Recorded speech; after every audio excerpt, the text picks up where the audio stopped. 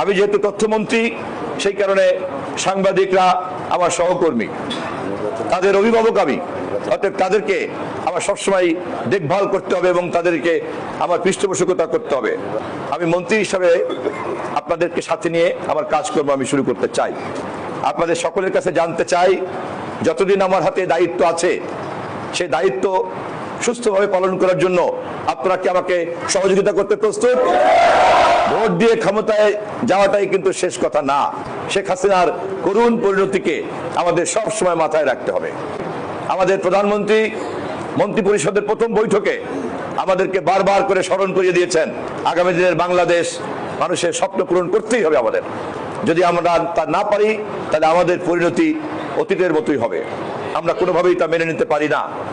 আর এই কাজে আমাদের মধ্যে যদি কোনো বাধা থাকে আমরা তা অবশ্যই দূর করব। আমরা আমাদের শিক্ষিত বেকারদের তালিকা তৈরি করার জন্য পদ্ধতি কি করা যায় সে বিষয়ে কথা বলতে শুরু করেছি। তরুণ প্রজন্মকে বেকার রেখে তাদের সামনে কোনো সুনির্দিষ্ট লক্ষ্য না দেখিয়ে আগামী দিনে সরকার চালানো যাবে না, দেশ চলবে না। আমাদের অগ্রাধিকার তরুণ প্রজন্মের জন্য কর্মসংস্থানের ব্যবস্থা করাটা আমাদের অগ্রাধিকার। আমি যেহেতু তথ্যমন্ত্রী, সেই কারণে সাংবাদিকরা আমার সহকর্মী, তাদের অভিভাবক আমি, অতএব তাদেরকে আমার সবসময় দেখভাল করতে হবে এবং তাদেরকে আমার পৃষ্ঠপোষকতা করতে হবে। আমি মন্ত্রী হিসাবে আপনাদেরকে সাথে নিয়ে আমার কাজকর্ম আমি শুরু করতে চাই। আপনাদের সকলের কাছে জানতে চাই, যতদিন আমার হাতে দায়িত্ব আছে সেই দায়িত্ব সুস্থভাবে পালন করার জন্য আপনারা কি আমাকে সহযোগিতা করতে প্রস্তুত? আমি আপনাদের সকলের সহযোগিতা নিয়ে আগামী দিনের এই দায়িত্ব পালন করতে চাই।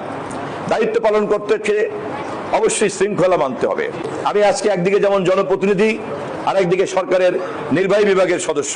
আমাকে একদিকে যেমন পার্লামেন্টের মনোগ্রাম নিয়ে চলতে হবে, আরেকদিকে আমাকে সরকারের মনোগ্রাম নিয়ে চলতে হবে। আমি শুধু এমপি না। অতএব আপনারা যারা নেতা, আপনাদেরকে বুঝতে হবে যে প্রশাসনকে সহযোগিতা করা এবং প্রশাসনকে দিয়ে কাজ করানো, তাদেরকে সুরক্ষা দেওয়াও কিন্তু আমার কাজ।